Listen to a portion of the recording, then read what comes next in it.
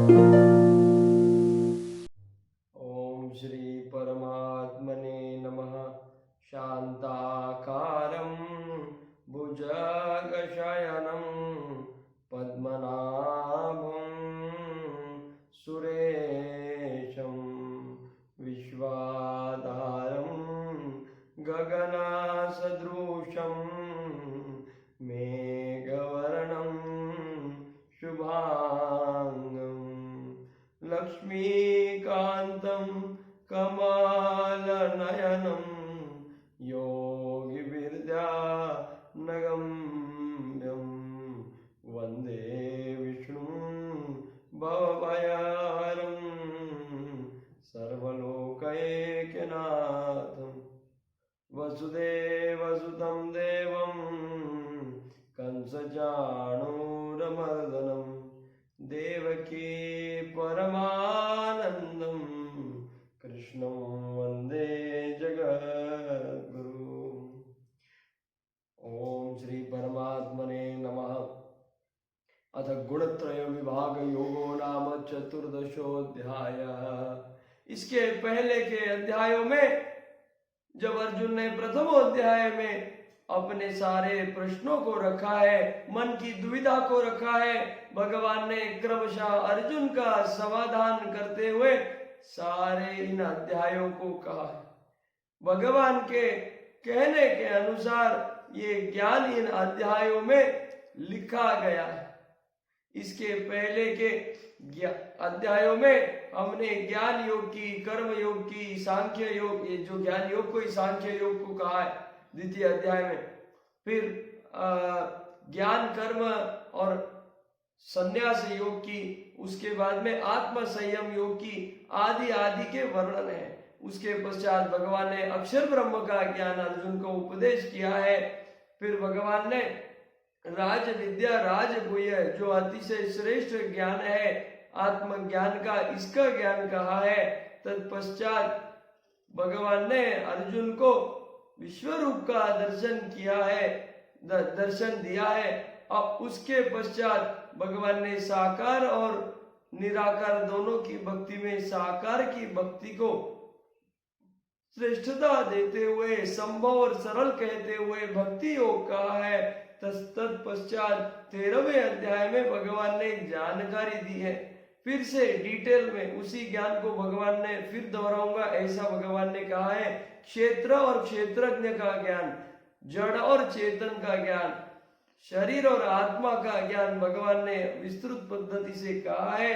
अब भगवान चतुर्दश अध्याय के अंदर ये जो संपूर्ण जगत तीनों गुणों से बना हुआ है, इसके बारे में 5वें श्लोक से विस्तार भगवान ने किया है। आइए उसको हम जानने का प्रयास करते हैं।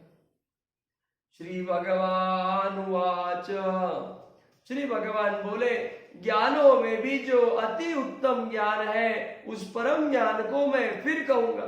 भगवान ने गीता जी में बार बार ये कहा है कि ये सारे ज्ञानों में अतिशय श्रेष्ठ ज्ञान है, ये आत्म ज्ञान का जो ज्ञान है, ये ब्रह्म ज्ञान का जो ज्ञान है, ये फिर से मैं तुझको कहूंगा। अरे जगत में कोई शिक्षक ऐसे नहीं होंगे, कोई बड़े ऐसे नहीं होंगे जो इतने प्रेम भाव से बार बार इस ज्ञान को कहे। इस नहीं तो दुनिया के कोई भी ज्ञान को कोई इतनी बार नहीं कहता है, इतना समझा के, इतने प्रश्नों के डाउट को सॉल्व करते हुए नहीं कहता। आजकल एक बार सिखाने का हजारों रुपया लेते हैं। आप पहली का विद्यार्थी का जो बच्चा है उसको ट्यूशन लगा देते हैं, उसके ऊपर हजारों रुपए खर्चा करते हैं। लोगों को समझ में नहीं आता है कि ये 3 चीज का कभी व्यवसाय नहीं हो सकता। एक है भोजन, दूसरा है ज्ञान और तीसरा है स्वास्थ्य। जब से ये तीनों का बाजार हुआ है, जब से इन तीनों का पैसे के माध्यम से व्यापार हुआ है, तब से सारी गड़बड़ हो गई।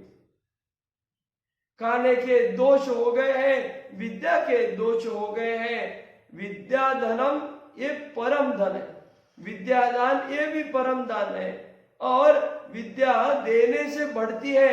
अपने इस वाक्य को, शास्त्रों को जब गुरु खुद ही आचरण में नहीं लाता है और केवल पैसे के बदले में सिखाता है, तब ये सारी बात में गड़बड़ है।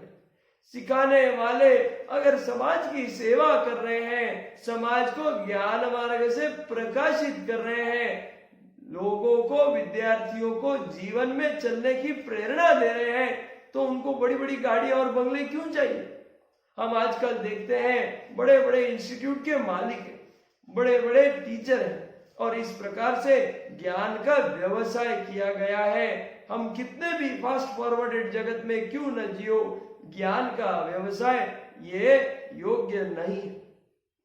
और इस प्रकार से इतना गजब का, इतना अद्भुत शिक्षक कभी हमको नहीं दिखेगा जो इतने संदेहों को इतनी विनम्रता पूर्वक उसके शंका का निवारण करता है।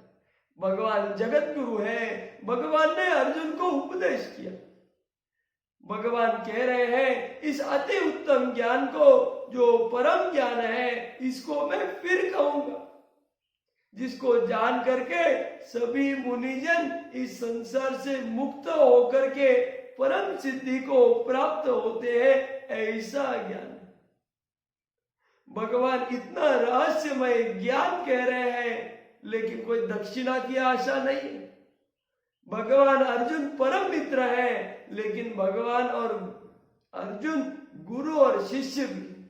भगवान गुरु है, अर्जुन शिष्य है। गुरु होने के बावजूद अर्जुन की सेवा करी है। किस भाव से? उसका ध्यान रखा है, उसके रथ को हाका है और उसके घोड़ों को पानी पिलाया है, जैसे कोई घोड़े को चलाने वाला सारथी करे। भगवान ने कभी ये भाव को दर्शित नहीं किया है कि मैं त्रिलोकी नाथ हूं, कि मैं द्वारकाधीश हूं। डाउन टू अर्थ रहने की ये अद्भुत भगवान की बात हमको भगवान की लीला में अनेक जगह दिखती है। हमारे शिक्षकों को ऐसा होना अति आवश्यक। आजकल हम देखते हैं लोग ईगो पे ले लेते हैं, इसके चलते बच्चे, विद्यार्थी अपने शिक्षक को प्रश्न नहीं पूछ सकते कि हमारे शिक्षक गुस्सा कर देंगे। शिक्षक को प्रश्न पूछना ये विद्यार्थी का परम कार्य है। कुछ नहीं समझा उसको बतलाना ये परम कार्य है, और उसका जवाब देना, उस समस्या का निवारण करना, उस शंका का समाधान करना, ये बिना किसी चीज की आशा के ये गुरुजनों का परम कर्तव्य है। लेकिन वो स्वयं भोगी और विलासी होने के कारण, माया से व्याप्त होने के कारण, गुरुजन इस पद का उन्होंने पूरा स्टैंडर्ड का कचरा किया। इस प्रकार से विद्या, भोजन और स्वास्थ्य का विक्रय होने के कारण सब दूषित हो गया है। कर्मयोगी संस्था के माध्यम से यह कार्य परिवर्तन होना अति आवश्यक। ये सभी इसमें प्रयास करें, ऐसी प्रार्थना है, और हम भी कर रहे हैं। ये बात है, भगवान ने इतने डाउन टू अर्थ रह करके पुनः पुनः समाधान करते हुए अर्जुन से कहा है कि मैं ऐसा ज्ञान जो मुनिजनों को इस संसार से मुक्त कर देता है, केवल मुनिजन ही नहीं तो प्राणी मात्र को भी यहाँ से मुक्त कर देता है, ऐसे ज्ञान को मैं तुझे फिर से कहूंगा जो तुझको परम सिद्धि को प्राप्त करवाएगा। इस ज्ञान को आश्रय करके अर्थात धारण करके मेरे स्वरूप को प्राप्त हुए पुरुष सृष्टि के आदि में पुनः उत्पन्न नहीं होते हैं और प्रलय काल में भी व्याकुल नहीं होते हैं। जब मैंने पहले भी कहा था, आत्मा आत्मा को मिलती है तो आनंद होता है, मनुष्य मनुष्य को मिलता है तो कोई शरीर नहीं मिलते हैं, आत्म तत्व मिलते हैं। क्योंकि शरीर तो मुर्दे को देख के हमको रोना आता है, शरीर तो वहां पे भी है। आत्म तत्व को देख के उसका अनुभव करके हमको आनंद होता है। आत्मा आत्मा को मिलने से आनंद हो रहा है, तो आत्मा परमात्मा को मिलने से परम आनंद और परम शांति की प्राप्ति होनी है। भगवान कह रहे हैं इस ज्ञान से क्या मिलता है? इस ज्ञान के आश्रय से इसको धारण करके भगवान के स्वरूप को, परम आनंद को हम प्राप्त होते हैं। और उसके कारण सृष्टि के आदि में और अंत में, न सृष्टि के आदि में हम इस सृष्टि के साइकिल में आते हैं और प्रलय काल में ना ही तो हम व्याकुल होते हैं। ये बात अति महत्वपूर्ण है। जीवन में सभी दुखों का बाप जो दुख है ना, वो जन्म और मरण का है।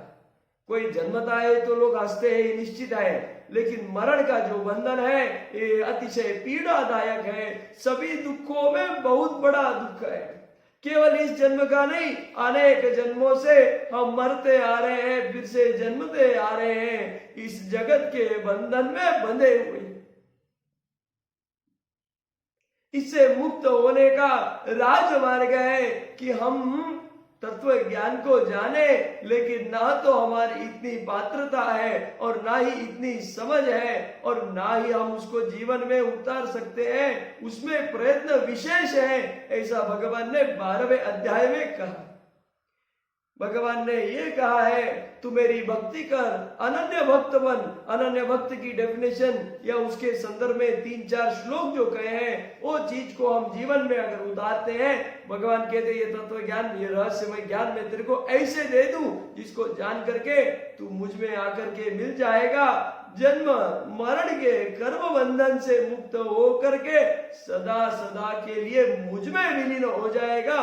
और फिर 100 कल्पों के बाद में समस्त प्रलय होता है, फिर से नए ब्रह्मा जी का उत्पन्न होता है, नए सब वो सृष्टि की रचना होती है। न हम उस समय आएंगे, करोड़ों करोड़ों साल के हमारे इस पापमय जीवन में उसमें शांति मिलती है। उससे ये सब में से हम सदा सदा के लिए मुक्त हो जाते। हे अर्जुन, मेरी महत ब्रह्म रूप मूल प्रकृति संपूर्ण भूतों की योनि है।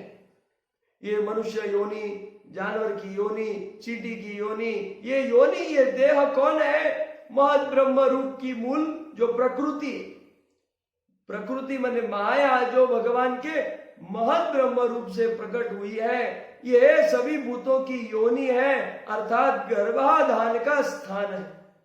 गर्भाधान का स्थान है और उस योनि में चेतन समुदाय रूप गर्भ को स्थापन करता मैं। उस जड़ चेतन के संयोग से सब भूतों की, सभी जीवों की उत्पत्ति होती है। भूत माने वो भूत नहीं, और वही भूत होता है जो भटक जाता है। तो ये समस्त भूतों की, समस्त जीवों की उत्पत्ति होती है। कैसे? इस जड़ चेतन के समन्वय से। यही तो सांख्य योग है, ज्ञान योग है, जो उसका मूल है। ये सांख्य योग और ज्ञान योग का मूल है ये मुद्दा कि जीवन जगत जड़ चेतन से बना हुआ है। केवल चेतन तत्व परमात्मा अविनाशी है, बाकी सब जड़ विनाश वाला है। भगवान आगे कहते हैं, हे अर्जुन, नाना प्रकार की सब योनियों में जितनी मूर्तियां हैं, अर्थात शरीरधारी प्राणी उत्पन्न होते हैं, वो प्रकृति तो उन सब की गर्भ धारण करने वाली माता है, और मैं बीज को स्थापन करने वाला, चेतन तत्व को स्थापन करने वाला पिता। हे अर्जुन, अब यहां से सारी चर्चा शुरू होती है त्रिगुणमय माया की। भगवान ने अभी तक अक्षर ब्रह्म इस योग में, इस अध्याय में, उसके बाद में राज विद्या राजगुह्य इस अध्याय में, क्षेत्र क्षेत्रज्ञ इस अध्याय में, सभी जगहों पर चेतन स्वरूप परमात्मा का हमको बार बार दर्शन करवाया है। उसके बारे में भगवान ने अनेक श्लोकों को कहा है।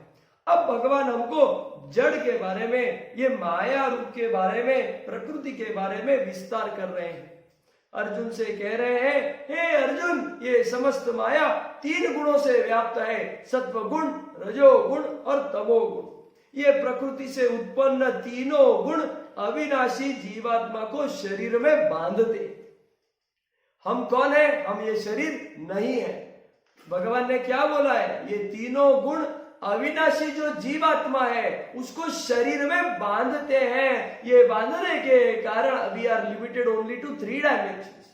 जगत में 10 डायमेंशन है। ये शरीर को छोड़ने के बाद में आत्मा चतुर्थ डायमेंशन माने टाइम में प्रवेश करता है, समय में प्रवेश करता है। हमने देखा होगा, सुना होगा, हमारे जो पितर हैं, देवी देवता हैं, अन्य हैं, हर एक का एनर्जी लेवल अलग होता है।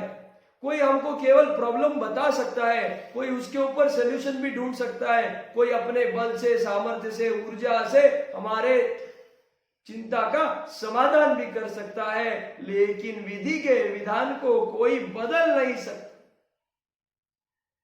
त्रिगुणमयी माया सभी को व्याप्त की हुई है और सच्चिदानंदघन परमात्मा ये अविनाशी स्वरूप है।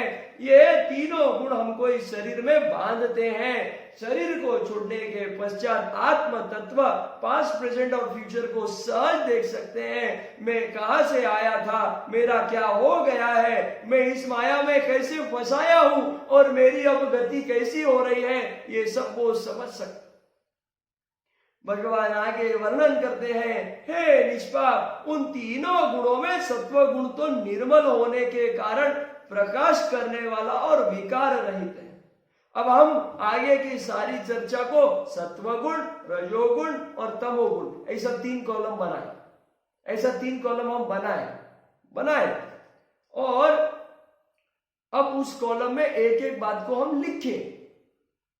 तो भगवान ने क्या कहा है, सत्वगुण तो निर्मल होने के कारण प्रकाश करने वाला है, विकार नहीं है, और वो सुख संबंध से और ज्ञान के संबंध से है, अर्थात अभिमान से हमको बांधता है। सुख, जब हमको अधिक सुख मिल रहा है, जब हमको ज्ञान की बात पल्ले पड़ रही है या हमको कोई माध्यम से मिल रही है, ज्ञान मतलब जानने योग्य तो एक ही ज्ञान है, राजगुह्य राज ज्ञान, बाकी सब अज्ञान। भगवान ने वो इसमें वर्णन किया है ना, जानने योग्य क्या ज्ञान है पहले के अध्यायों में, तो उसको हम देख सकते हैं। तो ये जानने योग्य जो ज्ञान है, अक्षर ब्रह्म का ज्ञान है, ये कोई संयोग से अगर हमको सुनने में आता है तो निश्चित ही उस समय हमारा सत्व योग ज्यादा, सत्व गुण ज्यादा है, इसलिए हमको ये मिल रहा है। हमको प्रकाश करने वाला और ये विकार रहित निर्मल होने वाला ज्ञान और सुखों की इसमें प्राप्ति होती है, लेकिन इसके कारण हमें अभिमान आ जाता है, ये अभिमान से हमको बांधता है, ये सत्व गुण की बात है। भगवान आगे कहते हैं, हे अर्जुन, राग रूप रजोगुण को कामना और आसक्ति से उत्पन्न होने वाला जान। हमको मन में कामना है, आसक्ति है, मेरे बच्चे, मेरा घर, मेरा ये, मेरा वो, ये सब मेरा, मेरी कंपनी, मेरा बॉस, मेरा मान, मेरा प्रतिष्ठान, ये सब कामना रूप है, आसक्ति रूप है। आसक्ति से उत्पन्न होने वाले इस राग रूप को तू जान, राग गुण को तू जान। भगवान कहते हैं वह राग रूप गुण इस जीवात्मा को कर्मों के और उनके फल के संबंध में बांधता है। जब हमारे मन में आसक्ति रहेगी, कोई चीज की कामना रहेगी, फल की चिंता करके कर्म कर रहे तो कर्म में तो बंधेंगे ना भैया। तो ये वाली जो बात है ये किस में आती है, राज गुण में आती, रजोगुण में आती है। फिर उसके बाद में भगवान ने कहा है कि हे अर्जुन, सभी देहाभिमानियों को मोहित करने वाला तमोगुण तो अज्ञानता से उत्पन्न होता है। अज्ञानता माने क्या, भगवान ने जो पिछले अध्याय में कहा है कि जानने योग्य जो ज्ञान है वो सारा ज्ञान, अब उसको छोड़ के और उसके विपरीत जो कुछ भी है वो सब अज्ञान। अब उसमें ये भी आ गया कि सकाम कर्म कर रहा है, ये कर रहा है, बहुत सारी लंबे चौड़े लिस्ट है, उसका श्लोक आप 2-3 श्लोक वो है, आप देख लेना। लेकिन ये जानने योग्य ज्ञान जो भी है, इसको छोड़ करके जो सारा ज्ञान है, वो जो सारी बात है वो अज्ञानता है, और अज्ञानता से उत्पन्न होने वाला ये तमोगुण है। जब नहीं करने योग्य कार्य हम अधिक करते हैं, इसमें वर्णन किया है कि वह जीवात्मा को प्रमाद, आलस्य और निद्रा के द्वारा बांधता है। प्रमाद, आलस्य और निद्रा के द्वारा बांधता है। अभी प्रमाद का क्या मतलब है, इंद्रियों को और अंतःकरण की जो व्यर्थ चेष्टा है, व्यर्थ माने न करने योग्य ऐसे सारे काम, भोग विलास के कार्य जिसमें लोग मदमग्न रहते हैं, उसको प्रमाद कहा गया है। करने योग्य जो काम नहीं है उसको करना व्यर्थ की चेष्टा कहा गया है, उसमें अटकना। जब इस कार्य का प्रमाण हमारे जीवन में ज्यादा है तो हमने समझना चाहिए कि हम तमोगुणी हैं। न खाने योग्य खाना, न करने योग्य करना, ये सब बातें तमोगुण का दर्शन करवाती है। आलस्य, कर्तव्य कर्म में अप्रवृत्ति रूप निरुद्यमता रहना, इसको आलस्य कहा है। निरुद्यमता, निरुद्यम, उद्यम माने काम करना, निरुद्यम काम न करना, अप्रवृत्ति माने उसमें प्रवृत्ति ना होना कार्य करने की। जो कर्तव्य कर्म करना है, भगवत चर्चा करनी है, संकीर्तन करना है, कर्तव्य कर्म जीवन, भगवान ने बोला है ना, जीव हमको क्यों मिला है, जीवन मनुष्य जीवन, उसमें क्या करना है, भगवत प्राप्ति क्यों करना है, निष्काम कर्म योग क्यों करना है, ये सब करने योग्य कार्य न करते हुए केवल निरुद्यम, कुछ भी न करे, सकाम काम भी न करे, केवल आलस और भोग विलास करे, ऐसे कोई भी प्रकार के सुखों का भोग विलास करे और निद्रा अधिक है, तब हम देखते हैं कि ये तमोगुण है। और आप अगर देखो तो you should sleep at least for 8 to 10 hours, मतलब आधी जिंदगी आपको लोगों को सुलाना ही है, तो इंसान रूप मिला क्यों है भाई? हमारे योगी कुछ क्षण की निद्रा से अति तंदुरुस्त रहते थे। आपको ये उदाहरण मैंने पहले भी बतलाया है, फिर बतलाता हूं। महर्षि रमण अपने जीवन के अंतिम 14 वर्ष में न कुछ खाए न कुछ पिए, ऐसा है। जोधपुर के यहाँ पे एक सती देवी है, न वो उन्होंने अनेक वर्षों से न कुछ खाया है न कुछ पिया है और न वो सोई है। हमारे यहाँ पे अनेक ऋषि मुनियों के तप की बातें हैं, जहां सैकड़ों वर्षों तक या कुछ तो हजारों वर्षों तक बिना खाए पिए और सोए बिना तप किए। अब हमको ये ज्ञान पता नहीं है, तो उसमें इतिहास की तो कोई गलती नहीं है। हम ऐसा नहीं कर सकते, इसका मतलब जगत में ऐसा कुछ होता ही नहीं है, ये अगर हमारी समझ है तो ये हमारा दुर्भाग्य है। It's not possible as per the science, science is what scientist have created, it is not what is तत्व ज्ञान।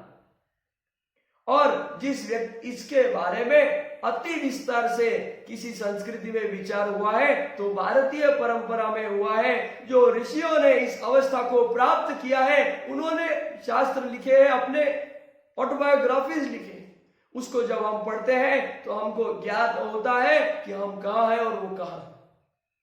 और इस प्रकार से सत्वगुण, रजोगुण और तमोगुण की बात की है। रजोगुण में तो वो सकाम कर्म तो करता है, तमोगुण में आलस और निद्रा के कारण और प्रमाद के कारण वो भी नहीं करता है। भगवान ने वर्णन किया है, हे अर्जुन, सत्वगुण सुख में लगता है, रजोगुण कर्म में तथा तमोगुण ज्ञान को ढक करके प्रमाद में ही लगाता है। ये जो ऊपर के 7वां, 8वां, 6ठा, 7वां और 8वां जो श्लोक है, उसको भगवान ने एकदम कंसाइज किया है 9वें श्लोक में, कि सत्वगुण सुख में लगाता है, जो सुख की कामना में कार्य करते हैं, सुख को भोगते हैं, सुख को जो भगवान में कृष्णार्पण वस्तु करता है, भगवान को वो अति प्रिय है, भोगों को भोगने की लालसा रखने वाला, उसका कुछ नहीं होता है। सुख में सत्वगुण व्यक्ति सुख में लगता है, रजोगुण वाला सकाम कर्म में लगता है और तमोगुण ज्ञान को ढक करके प्रमाद में ही लगा रहता है। प्रमाद माने न करने वाली व्यर्थ की चेष्टाएं करने में लगा है। जगत आजकल अधिक तमोगुणी है और अधिक रजोगुणी। हमको तो सिखाया ही जाता है, फल को देख के कर्म कर। गंगा ही उल्टी बहती है गंगा जी, तो क्या किया जाए? और ये गलती न उन बालकों की है जो सीख रहे हैं, ये गलती हमारे एजुकेशन सिस्टम की है, संस्कार वर्ग की है, घर के माहौल की है, जो ये चीजें बालकों में घुसा रही। हमको ये सीखना समझना अतिशय आवश्यक है। इस पीढ़ी को हमको इस बारे में सतर्क करना अति आवश्यक है। सकाम कर्म में लगाने के कारण जगत का विनाश हो रहा है। आत्म कल्याण तो हो नहीं रहा है, उसके साथ साथ में इस स्वार्थ से समाज का कल्याण भी नहीं हो रहा है और इसके कारण अधोगति को प्राप्त हो रहे हैं। कलियुग का प्रभाव अतिशय ज्यादा दिख रहा है। विचार करने की बात है, विचार अवश्य करना। किसी को हम सहायता नहीं करते तो हमारे तकलीफ के समय में किस आशा से हम भगवान के पास देखते कि भगवान हमको सहायता करे। भगवान हमारा हिसाब निकालता है। He says, you are सत्व गुणी, you are रजोगुणी, you are तमोगुणी, सॉरी नो एंट्री। ये बहुत महत्वपूर्ण है। अपने मूल को भूलो नहीं। जिसका मूल ठीक है केवल उसी में फूल आता है। अपने मूल को भूलो नहीं। हर कोई परिवार कभी न कभी अतिशय विकट परिस्थितियों को मात करके आज के जमाने में मीडियम क्लास या रिच फैमिली बनता है, धनाढ्य बनता है। अपने मूल को भूलो नहीं। पैसे का मोह रखो नहीं। आज का करोड़पति कल रोडपति बनने में समय नहीं लगता है। इसलिए जीवन को समझना है।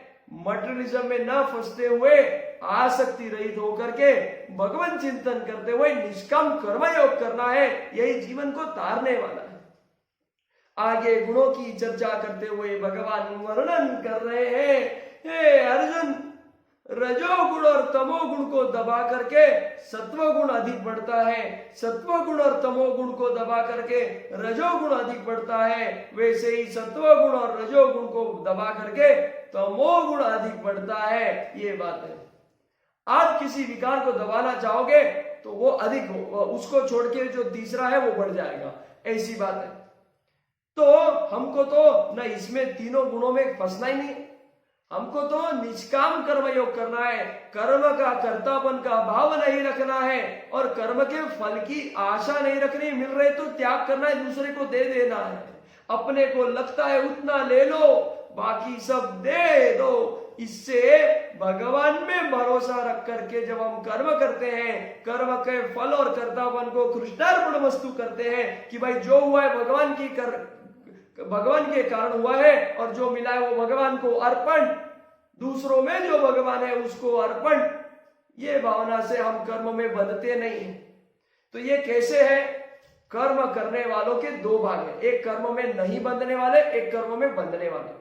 जो नहीं बनने वाले, जो मैंने आपको अभी बताया, कर्तापन का भाव नहीं है और फल की आशा नहीं है, उसका फल का त्याग है, तो उसके कारण क्या हो रहा है? वो कर्म से बंध ही नहीं रहा है। लेकिन ये तत्व ज्ञान कोई समझता ही नहीं है। मेरा मेरा मुझको खम खम खम करते रहते, तो वो लोग कर्म से बंधते हैं। अब वो कर्म से बनते हैं तो उसमें तीन क्लासिफिकेशन है। पहला है रजोगुण, पहला है सत्वगुण, दूसरा है रजोगुण, तीसरा है तमोगुण। मतलब अगर आप कर्म के बंधन में फंस रहे हो तो ये तीन में आपके कर्म का क्लासिफिकेशन होता है। उसमें दो को दबा रहे हो तो तीसरा वाला बढ़ेगा, ये दो बीच वाले को दबा रहे तो इधर वाला बढ़ेगा, और साइड वाले को दबा रहे तो बीच में। माने जिस दो गुणों को हम दबाने का, कम करने का प्रयत्न करते हैं, तीसरा बोलता है आई एम हियर।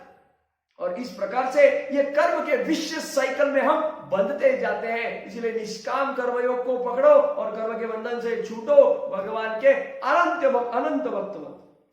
ये बात इसमें से सीखने लायक अतिशय श्रेष्ठ है। भगवान ने आगे विस्तार किया है, जिस समय इस देह में तथा अंतःकरण और इंद्रियों में चेतनता और विवेक शक्ति उत्पन्न होती है, उस समय ऐसा जानना चाहिए कि हमारे शरीर में सत्वगुण बढ़ा हुआ है। देखो, कोई ना कोई, अभी मैंने जैसे बताया आपको कि कर्मयोग करने वाले कर्म में नहीं बंध रहे, लेकिन जो बंध रहे उसमें at any moment of time, कोई भी काल, समय के कोई भी क्षण में सत्व रजस और तमोगुण में कोई ना कोई एक कम ज्यादा होगा। तो उसमें भगवान ने क्या कहा है? जब चेतनता और विवेक शक्ति का उत्पन्न अधिक है इंद्रियों में और अंतःकरण में, मतलब क्या? अब चेतनता माने क्या? लाइवलीनेस, स्वयं को जानना, एक्सप्लोरेशन, जो योगियों ने किया है, ये जो प्रयत्न करते हैं, जो जड़ और चेतन को भिन्न भिन्न समझते हैं, आत्मा और शरीर को भिन्न भिन्न समझते हैं और उसको विवेक रखते हैं। बिनु सत्संग विवेक न होई, इतना अद्भुत बोला है। लेकिन लोगों को सत्संग का सरल मार्ग लेना ही नहीं। बैठ के भजन करो बोलते तो होता नहीं है, और न जाने कैसे कैसे तप व्रत आदि आदि करते रहते हैं, कठिनतम मार्ग लेते हैं और जल्दी से भगवत प्राप्ति होती नहीं। तो विवेक शक्ति और चेतनता, विवेक, सत्सत विवेक माने क्या? सही गलत में भेद करना। सत्सत विवेक मतलब क्या? आत्मा परमात्मा को समझना। सत्सत विवेक क्या? शरीर आत्मा भिन्न भिन्न है, इसको समझना, शरीर को ज्यादा ध्यान नहीं देना, सत्संग में लगे रहना, ये विवेक है। दूसरों के लिए कार्य करना, ये विवेक है। चेतनता और विवेक शक्ति जब उत्पन्न हो रही है, जब हमको ये एहसास हो रहा है, हमको ये महसूस हो रहा है और हमको ये अंदर से अनुभव आ रहा है, वो बोलते हैं ना, ऐसा सो जाओ, फिर आपके उंगली की तरफ ध्यान दो, फिर आपके हाथ की तरफ ध्यान दो, ये चेतनता का अनुभव है। जब ये अतिशय ज्यादा है तब सत्वगुण बढ़ा हुआ है, ऐसा हमने समझना चाहिए, ऐसा भगवान कह रहे हैं। फिर आगे कहते हैं, हे अर्जुन, रजोगुण के बढ़ने पर लोभ प्रवृत्ति और स्वार्थ बुद्धि से कर्मों का सकाम भाव से आरंभ, अशांति और विषयों को भोगने की लालसा, ये सब उत्पन्न होते हैं। कब? जब रजोगुण ज्यादा। अब ये रजोगुण में क्या क्या है देखो, लोभ, मेरे को ये चाहिए, मेरे को मेरा फायदा होना चाहिए, ऐसा होना चाहिए, वैसा होना चाहिए, सब। प्रवृत्ति मैंने नाना प्रकार के, एवरी टाइम बायलैटरल, यूनिलैटरल वो करता ही नहीं, हर चीज में बायलैटरल, मेरा क्या फायदा है, ये वाला। और लोभ मैंने क्या, जितना मिले उससे, वो मैंने आपको एक कथा बतलाई थी ना, लोभी नगर सेठ की। हाँ, तो ये लोभी रहने के जब प्रवृत्ति होती है और कुछ ना कुछ बायलैटरल प्रवृत्ति की बात है, स्वार्थ बुद्धि है, अभी तो सब स्वार्थी बुद्धि है, सब लोग वही सिखा रहे हैं, बेटा तेरे तेरे देख, और इसके कारण सारी गड़बड़ है। स्वार्थ बुद्धि से कर्मों का सकाम भाव से आरंभ है। सकाम माने क्या? फल की आशा से जो कार्य है, ये सकाम कर्म है, ये सब। और अशांति कैसा है? सकाम भाव रखते हैं, फल की आशा करते फल नहीं मिलता है तो क्या मिलती है? अशांति तो मिलती है। और कुछ कुछ लोगों को तो फल मिलके भी शांति नहीं मिलती। इतना रुपया, इतना पैसा है, लेकिन सोते समय नींद की दवाई लेके सोते हैं, ऐसा क्या काम? अशांति और विषयों को, भोगों की जो लालसा है, विषयों को माने क्या? जैसे हमने देखा ना, चर्चा की, ये 5 इंद्रिय है बाहर वाली, ज्ञान इंद्रिय 5 है, कर्मेंद्रिय 5 है।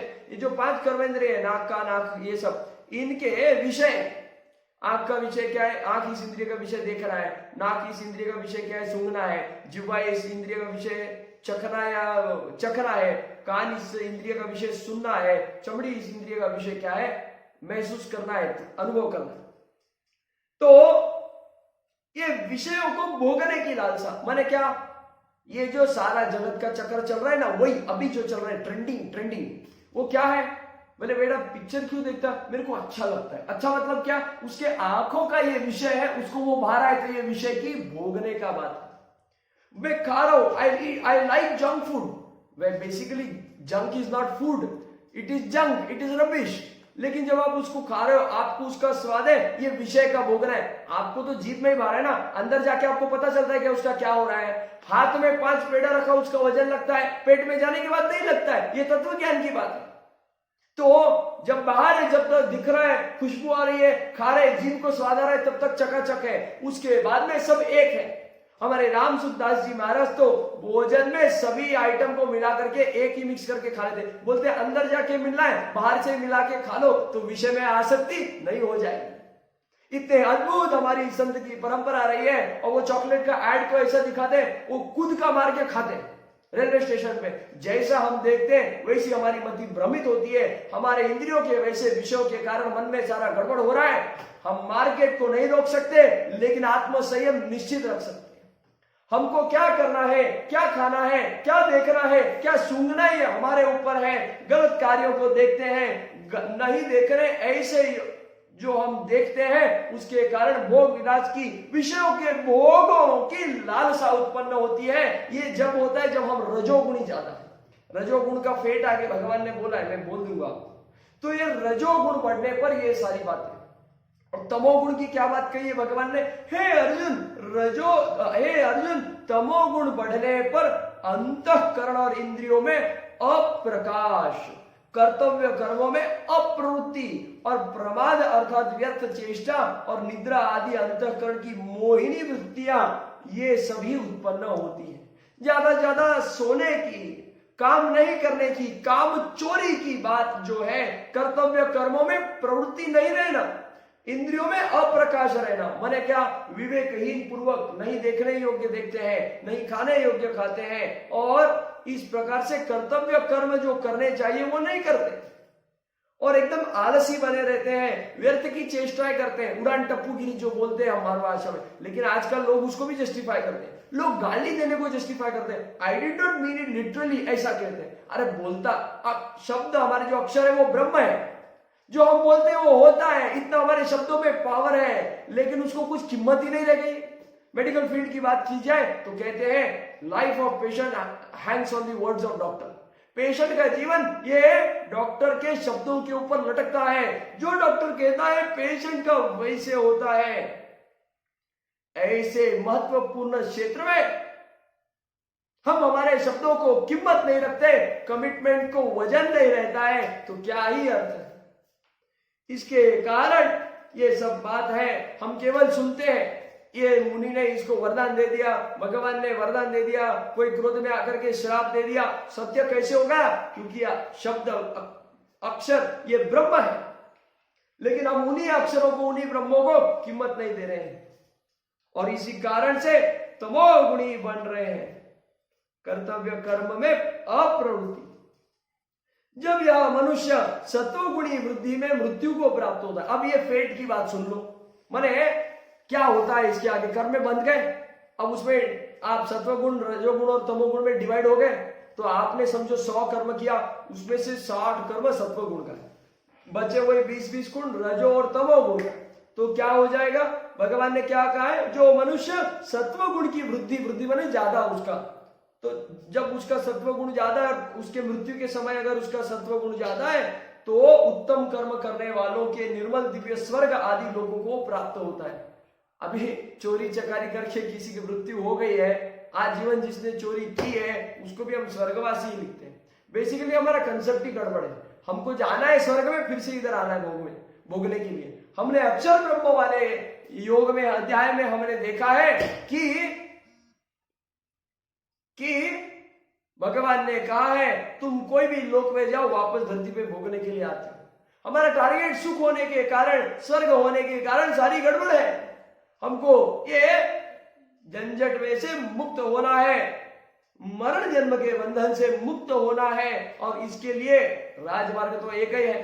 तो अच्छे कर्मों में बंध के ये उसका सुख भोगने के लिए जाओगे स्वर्ग में, उधर का बैलेंस खत्म हो गया, फिर से इधर ही आओगे, फिर इधर अविवेकी होके, अविवेकी होके, विवेकहीन होकर के सारे गलत सलत सब कर्म करोगे, फिर बंधोगे, घूमते फिरते भटकते सटकते चलते रहोगे और मुक्त नहीं हो जाओगे। लेकिन फिर भगवान ने यहाँ पे वर्णन किया है, सत्वगुणी जो व्यक्ति है, माने मृत्यु के समय उसका सत्वगुण का कर्मों का सत्वगुण ज्यादा है, तो वो स्वर्ग आदि उच्च निर्मल दिव्य लोकों को प्राप्त होता है। रजोगुण का है तो रजोगुण बढ़ने पर उसकी अगर मृत्यु होती है तो कर्मों की आसक्ति वाला मनुष्य बन के फिर से उत्पन्न होता है।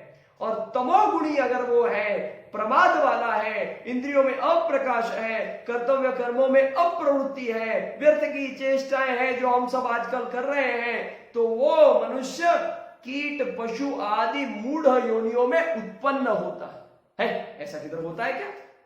जब बनोगे तो पता चल जाएगा। मत सुधरो, कर लो गलत कर्म, कर लो गलत बात, किसने मना किया?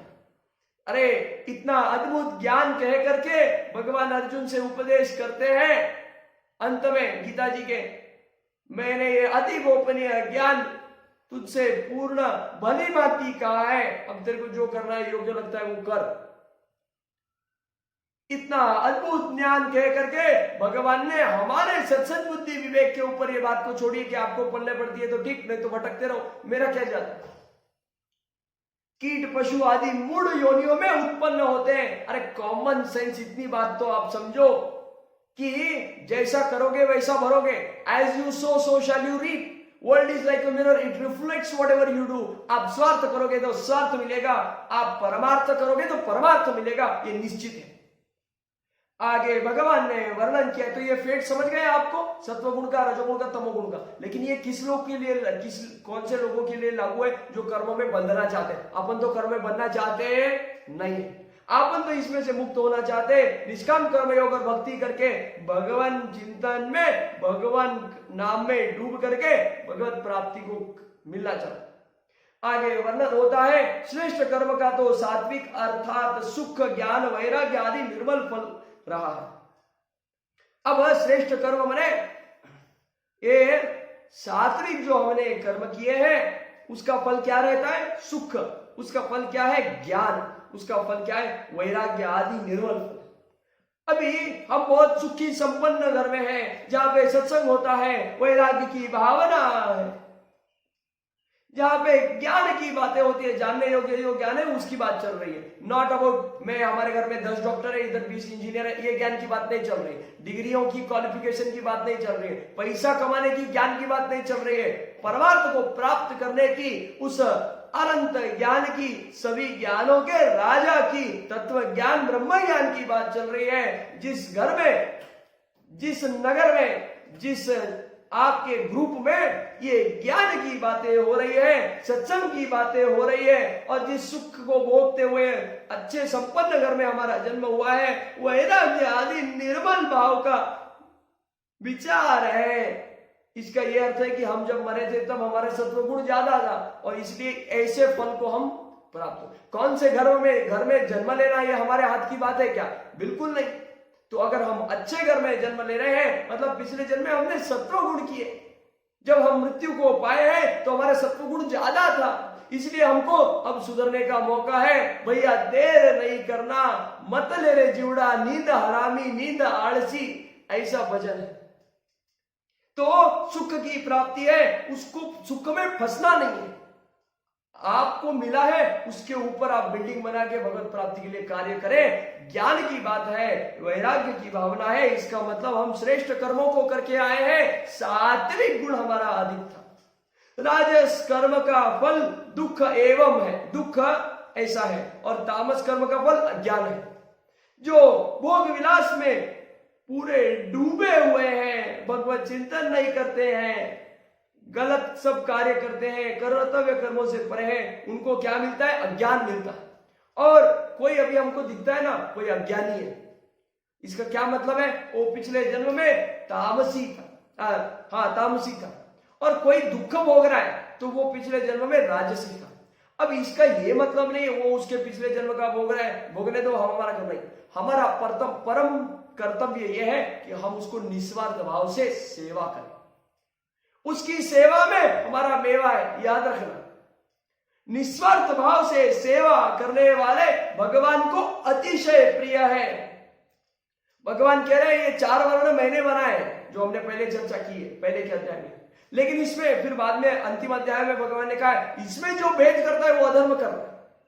प्राणी नाम देहमाश्रितः, सभी प्राणियों में भगवान रज रज कण कण में, अरे बनाने वाले ने भेद नहीं किया तो हम कैसा भेद कर रहे हैं? इसलिए भगवान ने शबरी माता के फल खाते समय ये नहीं बोला कि ये भील प्रजाति की है, मैं तो केवल ब्राह्मण कुल के हाथ से खाऊंगा, मैं क्षत्रिय हूं, मैं भील प्रजाति के हाथ के कैसे खा लूं। भगवान ने झूठे बेर खाए हैं, भगवान भाव के भूखे हैं। भगवान भेद नहीं करते तो हम करने वाले कौन होंगे? भगवान ने भील को तारा है, अजा भील को तारा है, जो अति पापी है उसको भी तारा है। तो हम भी उसी में अगर आते तो भगवान हमको क्यों नहीं तारेंगे? विश्वास तो करो। Only by luck luck luck करते कुछ नहीं है। क्यों नहीं मानते कि ये भगवान की प्रेरणा है? क्यों नहीं मानते कि ये भगवान की बहुत करुणा की बरसात है?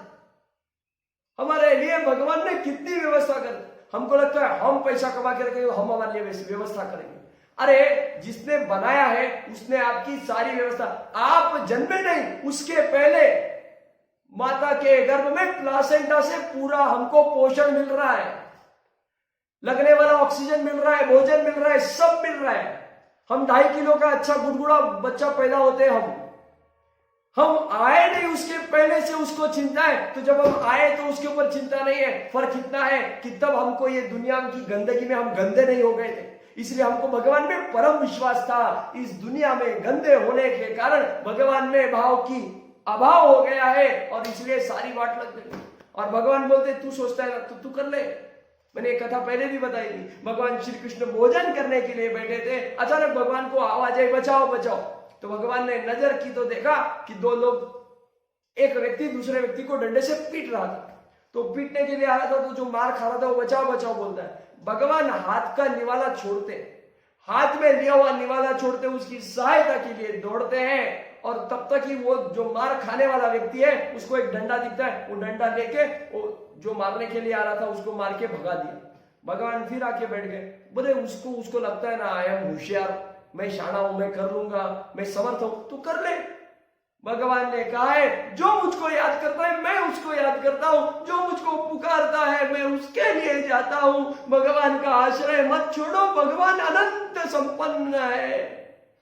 भगवत प्राप्ति जीवन का एकमेव उद्देश्य है। द्रौपदी ने बुलाया था, भगवान आए हैं। शबरी माता ने बुलाया था, भगवान आए हैं। अजामिल ने बुलाया था, भगवान आए हैं। मीराबाई ने बुलाया था, भगवान आए हैं। जड़भरत राजा ने अंतिम जन्म में ब्राह्मण रूप में भगवान को याद किया है, भगवान आए हैं। बुलाने वाला चाहिए, भगवान प्रकट हुए हैं। पहले के अध्यायों में भगवान ने वर्णन किया है, जहां पे फलम पुष्पम पत्रम पर्णम ऐसा सब वर्णन है ना, उसमें भगवान ने क्या है, तुम भाव से चढ़ाते हो, मैं साकार रूप में प्रकट होता हूं। भगवान आते हैं, हमको विश्वास चाहिए, लेकिन हमारा विश्वास नारायण में नहीं, केवल लक्ष्मी जी में। इसके कारण सारी दुविधा है। अरे लक्ष्मी जी नारायण की है, लक्ष्मी इंसान की कभी हो नहीं सकती, लक्ष्मी चंचल है। हमको ये बात को समझना है। भोग विलास में, सुख में ज्ञान का एनवायरमेंट मिला है, लेकिन जीवन में उतारना हमारा काम है। सत्व गुण करने के कारण ज्ञान वाले एनवायरमेंट में जन्म लिए हैं, वैराग्य आदि भाव में हमारा सत्संग हुआ है, लेकिन उसका उपयोग करके आगे परब्रह्म को प्राप्त होना यह हमारे ऊपर है। दुखों की किसी को प्राप्ति है तो उसको मदद करना हमारा कार्य है, लेकिन वो जो दुख भोग रहा है वो पूर्व जन्म के। ये वही व्यक्ति समझ सकता है जो व्यक्ति इस बात को समझता है कि life is not a linear equation. कर्म कॉम्प्लेक्स चीज है, हम कर रहे हैं और हो रहा है ऐसा नहीं है। हमने कभी तो अनंत सालों पहले किया है, अनंत जन्मों पहले किया है, हम भोग रहे हैं, हमारे हाथ की बात है ही नहीं। ये बात को जो समझता है वही इस बात को समझ सकता है। जिसको ऐसा लगता है मैं करता हूं हो रहा है, अरे ऐसा होता तो तू भाई दुनिया का राजा नहीं रहता, तेरे मन में इच्छा ही मैं आज यूनाइटेड स्टेट्स ऑफ अमेरिका का प्रेसिडेंट बन जाता ना। और ये सब इसके कारण है, ये सब अज्ञान इसके कारण है क्योंकि हम टीवी में सब ऐसा ही देखते हैं, फिल्मों में सीरियल में ऐसा ही देखते हैं। डायलॉग क्या देखते हैं, कभी कभी तो अपुन को ऐसा लगता है कि अपुन ही भगवान है। ऐसा सुनने के बाद में सब गड़बड़ होएगा है ना। आप पिक्चर में उस गुंडे को राजा दिखाते हो या उस हीरो को बड़ा दिखाते हो तो इंसान को तो ऐसे लगेगा कि मैं तो 36 मार खा लूं। ये बात को समझना अति आवश्यक है। परम कर्ता करने वाला भगवान है, भगवान के सिवा कोई नहीं। इस प्रकार से इस बात की ध्यान में अगर हम रखते हैं तो हमको ध्यान में आता है तीनों गुणों का क्या फेट होता है, ये भगवान ने वर्णन किया है। आगे चलते हैं, भगवान कह रहे हैं सत्व गुण से ज्ञान उत्पन्न होता है, रजोगुण से निस्संदेह लोभ और तमोगुण से प्रमाद और मोह उत्पन्न हो। जिसको आम में मोह है, जिसको खाने में मोह है, जिसको देखने में मोह है, ये तमोगुणी है। जिसको लोभ है, मेरे को चाहिए, मेरे को चाहिए, मेरा होना चाहिए, ये इतना स्ट्रेट है, 7 पीढ़ियों की व्यवस्था की है, 8वीं पीढ़ी के लिए चाहिए, ये लोभ है। अरे चलो तू कल रहेगा कि नहीं ये पता नहीं है, 8 पीढ़ी के लिए व्यवस्था करके जाता है, उसको निरुद्यमी बनाता है, उसको आलसी बनाता है। ऐसा लोभी व्यक्ति निस्संदेह रजोगुणी है और ज्ञान जहां उत्पन्न हो रहा है वो सत्वगुणी है। It is giving you a chance. सत्वगुण is like a wild card entry in the भगवत मार्ग, कि आपको ज्ञान मिल रहा है, उसका उपयोग करो तो आप तर जाओगे, नहीं तो सड़ जाओगे। सत्व गुण में जो स्थित पुरुष स्वर्ग आदि उच्च लोकों को जाते हैं, रजोगुण में स्थित राजस पुरुष मध्यम अर्थात मनुष्य लोक में ही रहते हैं, और तमोगुण के कार्य रूप निद्रा प्रमाद और आलस्य आदि में स्थित होने वाले तामसी पुरुष अधोगति को प्राप्त होते हैं, कीट पशु आदि नीच योनियों में तथा नरकों को प्राप्त होते। हम तो मानते ही नहीं, हम तो लेते शाम को बैठ लेके दना दन मारना शुरू हो जाते, पाप करना शुरू हो जाते। सुबह उठते तब कीर्तन चलता है नारायण नारायण, रात को सोते सोते गाने लग जाते हैं।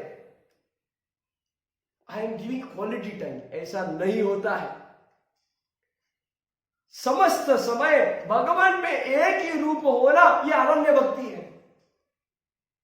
क्वालिटी टाइम, अरे इतना मन के ऊपर हम जितेंद्रिय होते, माने हमारी इंद्रियों को इतना जीते हुए जितेंद्रिय अगर हम होते, मन के ऊपर इतना जीते हुए होते तो भैया इधर भटकते नहीं। हमको लगता है हम 100% कॉन्सेंट्रेशन से ये सब रहने दो, ये बातें होने से नहीं, ऋषि मुनियों ने हजारों वर्ष तक तपश्चर्या करके इस अवस्था को प्राप्त नहीं किया। जिस क्षण हम इस अवस्था को प्राप्त करते उस क्षण हमको भगवत प्राप्ति होती है, निश्चित है। तो ये बात को भूल ही जाओ, ये बात बहुत महत्वपूर्ण है।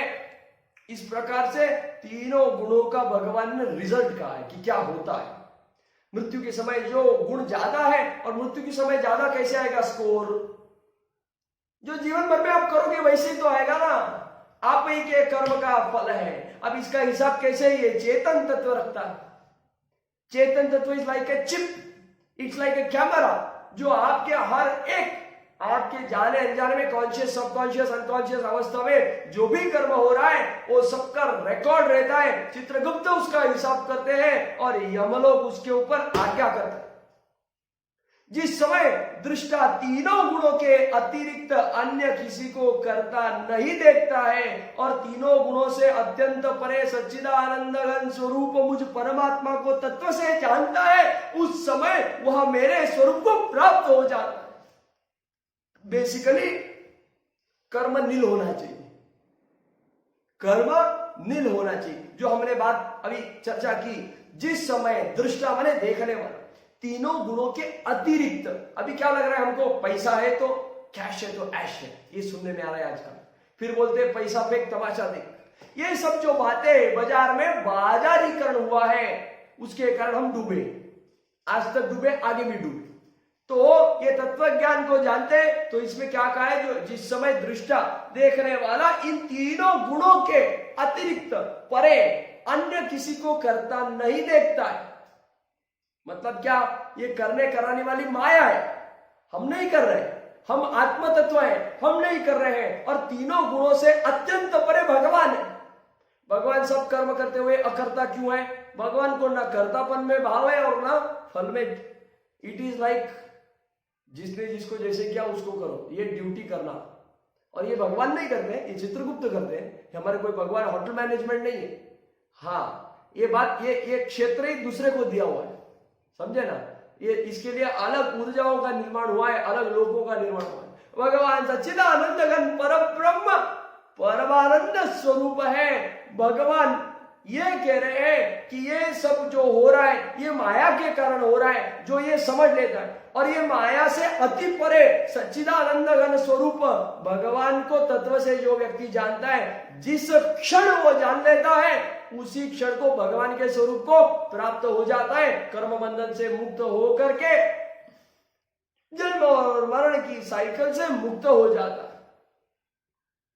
यह पुरुष शरीर की उत्पत्ति के कारण रूप इन तीनों गुणों को उल्लंघन करके जन्म मृत्यु वृद्धावस्था और सब प्रकार के दुखों से मुक्त होकर के परमानंद को प्राप्त होता है।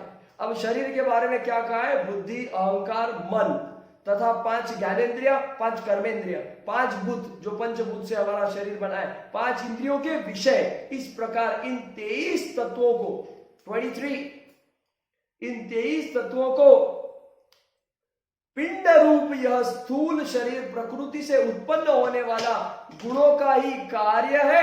इसलिए इन तीनों गुणों को इसकी उत्पत्ति का कारण जो समझता है और सच्चिदानंद घन परमात्मा को इससे भिन्न समझता है, परे समझता है, वो तर जाता है उसी क्षण। मतलब वो व्यक्ति को अहंकार का भाव नहीं हो जाएगा, मन के अधीन वो नहीं हो जाएंगे, ज्ञानेन्द्रिय और कर्मेंद्रिय पे पूरा उसका कंट्रोल रहेगा, पंचभूतों की वो चिंता नहीं करेगा, ये शरीर नश्वर है और ये बात को ध्यान में और विषय में भोगने की उसकी आसक्ति नहीं रहेगी। इस प्रकार से 23 तत्वों को, इन 23 तत्वों को पिंड रूप और स्थूल शरीर प्रकृति से उत्पन्न होने वाला मान के सच्चिदानंद परब्रह्म के परमानंद में परम शांति में विलीन होने वाला वो व्यक्ति हो जाता है। भगवान के इस अद्भुत वर्णन के ऊपर अर्जुन का प्रश्न है। अर्जुन बोले, इन तीनों गुणों से अतीत पुरुष किन किन लक्षणों से युक्त होता है? कितना सरल, सुबह और अद्भुत प्रश्न है। क्या कह रहे हैं? ये जो तीनों गुणों से अतीत है, जो ज्ञानी जन है, भक्तजन है, ये तीनों गुणों से माया के जो परे हैं उसके क्या लक्षण होते हैं उन महापुरुष के, और आगे क्या कहा है, किस प्रकार के आचरणों वाला वे होते हैं, तथा हे प्रभु मनुष्य किस उपाय से इन तीनों गुणों से अतीत होता है, इन तीनों गुणों से परे। अभी हम जब बोलते हैं ना कि हमको ब्रह्म रूप होना है, ये माया से अलग माया से अलग माने माया से परे होना, तो बोलते हैं है माया तो व्याप्त करते हैं, ये ऐसा है, इससे कोई हो नहीं सकता, हम तो माया में करो तो करो। समझने वाली बात है, समझना अति आवश्यक है, सभी को ब्रह्म रूप होना अति आवश्यक है। इस संदर्भ में हमको स्वयं को बहुत इंफीरियर सोच ले रहे कि हम तो बहुत भोग विलास करके आए, या बहुत हम भोग के आए, अब आगे भी हमारी ये होने वाली है, हम तो मुक्त नहीं होने वाले। अरे भगवान ने अंतिम जन्म मनुष्य का इसलिए दिया है, अपने ह्यूमन फॉर्म में रहने के पॉसिबिलिटीज को समझो। प्रत्येक मनुष्य अपने जीवन में इस जन्म मरण के, इस मृत्यु लोक के साइकिल के बंधन से मुक्त होकर के ब्रह्मरूप हो सकता है, प्रत्येक मनुष्य।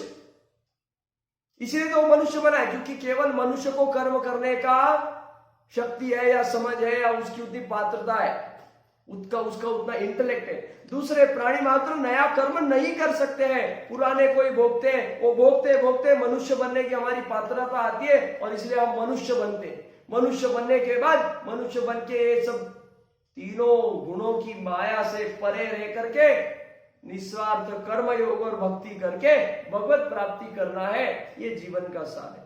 तो अर्जुन पूछ रहे हैं कि ये तीनों गुणों से जो अतीत जो महापुरुष है उनके क्या लक्षण है, वो किस प्रकार के आचरण से प्राप्त होते हैं, और ये जो महापुरुष है इनके कौन से प्रकार का आचरण होता है।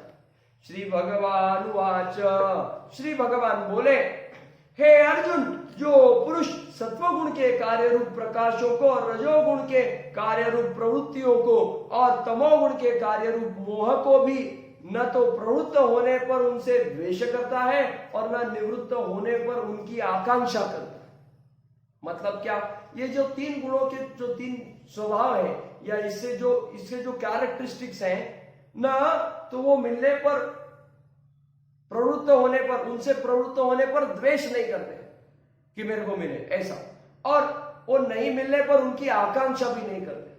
अभी कार्य रूप प्रकाश को, ये सत्वगुण के कार्य रूप प्रकाश का क्या वर्णन है, अंतःकरण और इंद्रियों को में आलस्य का अभाव होकर के जो एक प्रकार की चेतनता होती है उसको प्रकाश कहा गया, कि कोई भी कार्य के लिए तत्क्षण तैयार हो जाए ऐसा। उसके बाद में मोह के बारे में क्या कहा है, निद्रा आदि आलस्य, ये बहुलता से अंतःकरण और इंद्रियों में चेतन शक्ति का लय होने को यहां मोह कहा गया। और आकांक्षा माने जो पुरुष एक सच्चिदानंद घन परमात्मा ही नित्य है, एक ही भाव में स्थित है, उस एक ही भाव से जो स्थित हुआ है वो त्रिगुणमय माया के प्रपंच रूप से संसार से सर्वथा अतीत है। इसको क्या कहा गया है, आकांक्षा नहीं करता है वो निवृत्त, ये तीनों गुणों की माया से निवृत्त होने पर भी इसकी आकांक्षा नहीं करता है। मतलब आपको समझ आ गई, आप ये सबसे परे हो गए, फिर दूसरों को देख के आपके मन में नहीं भाव आता है उसका 2-4 गाड़ी बंगला है, मेरा कोई एक होए, ये आकांक्षा रहित वो नहीं है, उसको छोड़ दिया, दिख रहा है समझ रहा है, लेकिन उसको त्याग कर दिया है, फिर उसके मन में आकांक्षा का भाव माने इच्छा नहीं होती है वो चीज की। ये वो ज्ञानी जन का, वो पुरुष का क्या है, कैरेक्टरिस्टिक फीचर। फिर आगे वर्णन करते हैं, जो साक्षी के सदृश स्थित हुआ, गुणों के द्वारा विचलित नहीं किया जा सकता और गुण ही गुणों में बरतते हैं, ऐसा समझता हुआ जो सच्चिदानंद घन परमात्मा में एक ही भाव से स्थित रहता है एवं उस स्थिति से कभी विचलित नहीं होता, ये उसका क्या है, कैरेक्टरिस्टिक। क्या है समझ लीजिए, साक्षी के सदृश, विटनेस के सामने स्थित हुआ, गुणों के द्वारा विचलित नहीं किया जा सकता और गुण ही गुण में बरतते, ऐसा जो समझता है। मतलब क्या, ये त्रिगुणमय माया ये सब ये भौतिक चीजें करवा रही है, इसको साक्षीदार रह करके, इसको सामने देख करके विचलित नहीं होने वाला। कोई मर गया, छाती पीट रहे, अरे निसर्ग का नियम है, जो आया है वो जाएगा, और क्या गया, शरीर रुक गया, आत्मस्वरूप तो यहीं पे, तो उसके पीछे रोके क्या अर्थ है? जो ऐसा व्यक्ति है विचलित नहीं किया जाता इन गुणों के द्वारा, जो हो रहा है साक्षी है, वो सबको देख रहा है। ऐसा नहीं है जाके हिमालय की गुफा में अलग से बैठ गया, सब कुछ देख रहा है, सब कुछ समझ रहा है, लेकिन विचलित नहीं किया जा सकता इन गुणों के द्वारा। और गुण ही गुण में बरतते इसको जो समझ लेता है, और इसके कारण सच्चिदानंद घन परमात्मा में एक ही भाव से जो स्थित रहता है, और कुछ भी हो जाए वो विचलित नहीं होता, भगवान में परम श्रद्धा, परम उसका भाव रहता है, ऐसे व्यक्ति का ये वो सत्व व्यक्ति का लक्षण है, जो इन तीनों गुणों से परे है। बराबर है। उसके बाद में जो निरंतर आत्मभाव में स्थित है, जो निरंतर आत्मभाव में स्थित है, दुख सुख समान समझने वाला है, मिट्टी पत्थर और स्वर्ण में समान भाव वाला है। अरे भैया, ये अगर लोग समझ जाए ना तो सोने का मार्केट पूरा गिर जाए। समझ रहे हो आप मेरी बात? लेकिन ये तीनों गुणों से परे उस परम महान पुरुष का लक्षण है कि क्या है? आत्मभाव में स्थित है, आत्मा से ही आत्मा को बरतता है, दुख सुख को समान समझने वाला है, मिट्टी पत्थर और स्वर्ण में समान भाव वाला है, ज्ञानी है, प्रिय और अप्रिय एक मानने वाला, अपनी निंदा स्तुति में समान रहने वाला है। ये उसका कैरेक्टरिस्टिक्स। उसके आगे वर्णन किया है कि जो मान और अपमान में सम है, मित्र और वैरी माने शत्रु के पक्ष में भी सम है, एवं संपूर्ण आरंभों में कर्तापन के अभिमान से रिक्त है, वह पुरुष गुणातीत कहा गया। हम समझते हैं ये जो गुरु परंपरा रही है बीएपीएस स्वामीनारायण की, तो इनके यहाँ पे बोला है गुणातीत परंपरा। ये गुणातीत क्या है? ये तीनों गुणों से जो परे, वे सारे गुरुजन तीनों गुणों से परे, वो मान अपमान में समभाव है, और ये उन सभी आदरणीय परम आदरणीय प्रातः स्मरणीय गुरुओं के जीवन चरित्र में हमको देखने के लिए मिलता है कि जो मान और अपमान में सम है, मित्र और वैरी के पक्ष में भी सम है। अरे जिसने उनको घात किया है उसको क्षमा किए, एवं संपूर्ण आरंभों में कर्तापन का कोई अभिमान नहीं। इतने बड़े बड़े मंदिर बनवाए हैं, इतने बड़े बड़े कार्य किए हैं, लेकिन कर्तापन के अभिमान से रहित है, वह पुरुष गुणातीत कहा गया है, गुणों से अतीत। और जो पुरुष अव्यभिचारी भक्ति योग के द्वारा मुझको निरंतर बचता है, ये अव्यभिचारी भक्ति योग को हमने भक्ति योग में भी देखा है। इसका क्या वर्णन किया है कि केवल एक सर्वशक्तिमान परमेश्वर वासुदेव को भगवान को ही अपना स्वामी मानता हुआ, स्वार्थ और अभिमान को त्याग करके श्रद्धा और भाव से सहित होकर के परम प्रेम से निरंतर चिंतन भगवान का करना, इसको अव्यभिचारी भक्ति योग कहा गया। तो जो पुरुष अव्यभिचारी भक्ति योग के द्वारा भगवान को निरंतर भजता है, वह भी तीनों गुणों के भली भांति लांघ करके सच्चिदानंद घन ब्रह्म को प्राप्त होने के लिए योग्य बन जाता है। भगवान ऐसे ही हमको हमने देखा अनेक संतों में, कहते भगवान इनके शरीर में रास करते, भगवान इनके शरीर में लीला करते हैं। मुझको याद आते हैं श्री राधे बाबा, हनुमान प्रसाद जी पोद्दार, जिनको भाई जी कहते, भगवान इनके शरीर में इनमें विराजमान रहते थे प्रकट स्वरूप से। याद आते हैं नीम करोली बाबा। ऐसे हजारों लाखों अनंत भगवान के भक्तों की लिस्ट है जो गुणातीत रहे हैं, सच्चिदानंद घन रहे हैं, ये गुणों को भली भांति लांघ करके परब्रह्म को प्राप्त हुए हैं। ऐसे लाखों उदाहरण है, लेकिन हम उनको जानते नहीं, पढ़ते नहीं, सुनते नहीं, समझते नहीं, तो हमको क्या लगता है जिंदगी केवल पैसे के ऊपर। भगवान आगे कहते हैं क्योंकि उस अविनाशी परब्रह्म का और अमृत का तथा नित्य धर्म का और अखंड एक रस आनंद का आश्रय मैं हूं। क्या बोला है? ये जो अविनाशी परम ब्रह्म का ये जो अमृत है, ये नित्य धर्म का अखंड, अखंड का शब्द समझते हो ना अर्थ, अखंड माने नो, उसमें कोई विभाग ही नहीं है। ये अखंड एक रस आनंद का आश्रय कौन है? भगवान है। मैं हूं, भगवत प्राप्ति का ये कार्य है। ओम तत्सदिति श्रीमद् भगवद गीता उपनिषत्सु ब्रह्म विद्यायाम योग शास्त्रे श्री कृष्णार्जुन संवादे गुणत्रय विभाग योगो नाम चतुर्दशोध्याय। ओम शांति। तो इससे हम ये समझते हैं कि ये तीनों गुणों के परे हमको रहना है। भगवान ने देखो प्रॉब्लम स्टेटमेंट भी बोल दिया, सोल्यूशन भी बोल दिया कि नहीं इसी अध्याय में। पहले भगवान ने पूरा गुणातीत की बातें कही है, अक्षर ब्रह्म की बातें कही है, राज विद्या की बात कही है, क्षेत्र क्षेत्रज्ञ की बात कही है, सारा और स्वयं का विश्वरूप दर्शन करवाया है। तत्पश्चात भगवान कह रहे हैं कि कर्म में हम कैसे बनते हैं और नहीं बनते। बनने के बाद में सत्व रजस और तमस गुण का क्या कैरेक्टरिस्टिक फीचर क्या है, उसका फेट क्या है, और उसके बाद में अर्जुन पूछता है ये तीनों से परे जो कर्मयोग की बात है ना, ये तीनों से गुणों से परे, तो उसके पूरे उस महापुरुष के गुणातीत पुरुष के भगवान ने कैरेक्टरिस्टिक बताए। और हमको ऐसा बनना चाहिए क्योंकि उसका रस, उसका अखंड एक रस आनंद का आश्रय कौन है? परम ब्रह्म परमात्मा भगवान श्री कृष्ण है, भगवान नारायण है। आदि पुरुष शेष नाग के ऊपर चतुर्भुज नारायण जो है वही उसका परम आश्रय है, अखंड एक रस उस आनंद का आश्रय है। ऐसा सीखते हुए हम ये बोध देते हैं कि हम निरंतर भगवान में रमते रहे, और इस प्रकार से रमने के कारण अपने आप से वो कैरेक्टरिस्टिक्स हो जाएंगे। ये बात है। ओम शांति।